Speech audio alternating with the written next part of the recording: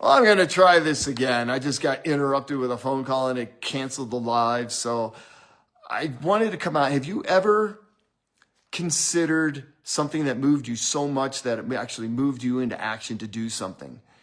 And also, have you ever looked back upon a series of events that as they were unfolding, you didn't really understand what the individual meanings were? That maybe God had a bigger plan for you than you could ever see.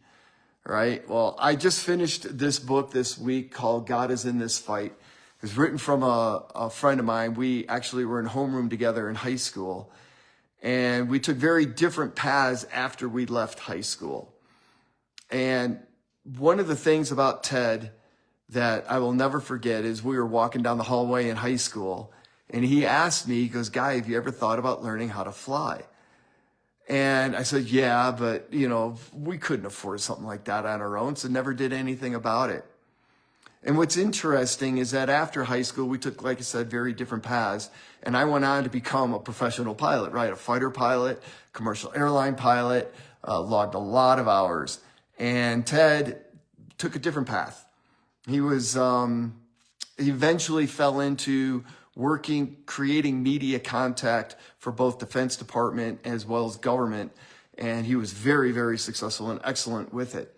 But he didn't actually get his pilot's license until he was about in his 50s, in his early 50s, right? And it was just odd because that was always a dream of his. And he would start it and stop it, start it and stop it. And finally he said, you know what, I'm going to finish this. Well, now he's got his pilot's license. And what is he going to do with it? And through a series of circumstances, he stumbled upon human trafficking. And he's like, I wonder if we could use an airplane to help rescue survivors of human trafficking. And he started aligning with some of these human trafficking organizations out on the East Coast. And sure enough, there was a need for that.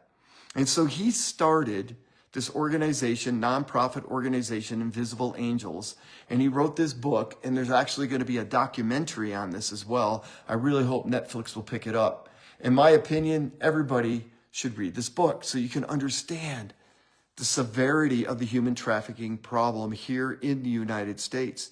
And I think most of us, like I did, I don't know how it is for you, but you know it's an issue, but you don't realize the severity of the issue and how it's an issue, right? So I wanted to read a couple excerpts from this book that if you're watching this and you stay with me, which I hope you do, to hear some of these other tales that's in this book, it blew my mind. And the first one I'm going to read is right in the beginning. Trafficking survivors we rescue and recover are American boys and girls, men and women from ages 8 to 48. It's not what you see on TV.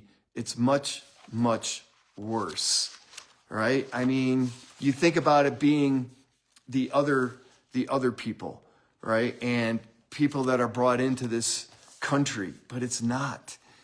From Ted's experience, this is all about, or not all about, but greatly just about people here in America. Whatever picture you have in your mind about what human trafficking survivors are like, it's just the opposite. They look just like you and me, just like your kids or friends, just like your neighbor or their friends, and just like anybody else you have ever seen. The difference is that these people have been sold for sex on average 10 to 12 times, and usually for years. 10 to 12 times a day, folks. These people are molested and raped, and it goes on for years. A large percentage of trafficking survivors are sold by family members or lured into trafficking by people they know. Each human life, man or woman, boy or girl, is about a $200,000 a year commodity to these traffickers. That's horrible.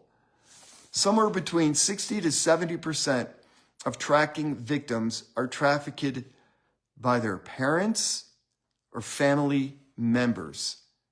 Now listen to this one. social service caseworkers are trafficking children in the foster care system because they are an easy target, and no one will believe them even if it was reported. Some traffickers have hammered nails into their victims' feet so they won't run, and fathers have kidnapped their own children to put them into a child pornography ring and profit from from the product produced. Folks, it's horrendous. And I really encourage you to read this book, whether you're a believer or not. But what Ted lays out in this book, and maybe you can relate to this, is that God has a bigger plan for you, me, and everyone else. And if you tap into his greatness and understand that it's not just about you, that there is people out there that could benefit from your interest, from you taking action. Not that you have to go into human trafficking, but there's a lot of great organizations that could certainly use your support in such. And invisibleangels.org is just one of those. My good friend Ted, amazing, amazing individual. He's walked the walk, all right? He's been all over like I have. And when he found Jesus and he found Jesus in his heart, it changed his life just as it did mine. And I really encourage you. It's on Amazon. Like I said, they're going to be making it looks like they're going to be making a documentary about this. It's a one-of-a-kind organization that Ted started. And he didn't know where it was going to go when he first started it. But as he started rolling, one hurdle after another, he was able to work through it. And I'm so glad he did, because he is making a difference in this world. God bless.